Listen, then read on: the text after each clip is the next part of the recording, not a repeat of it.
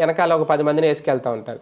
వాళ్ళు ఆ రాజకీయ నాయకుడు పేరు ఎత్తగానే వెంటనే జిందాబాదులు జైలు కూడా ఎత్తుంటారు. కొట్టకపోతే ఆ రాజకీయ నాయుడు ఇలా సీరియస్గా కన్ను ఎర్ర వెనక్కి తిరిగి చూస్తాడు. ఎందుకంటే ఒక సైకి చేస్తే వాళ్ళు అరుస్తూ ఉండాలి, మా నాయకుడు జిందాబాద్, మా నాయకుడు జై అని. అక్కడ వాళ్ళ అవతలోడు ఏం మాట్లాడుతున్నాడో తెలియదు. ఒకసారి అమర్ రహే అని కూడా అనేస్తూ ఉంటారు, చాలా సినిమాల్లో కామెడీగా పెడతా ఉంటారు అలాంటి. ఇప్పుడు చంద్రబాబు పవన్ కళ్యాణ్ విషయంలో అలాగే ఎన్నికలకు ముందు నుంచి చంద్రబాబు ఏం చేసినా సరే పవన్ అర్జెంటుగా ఆయన పొగిడేయడం ఆ స్టేజ్ మీదే.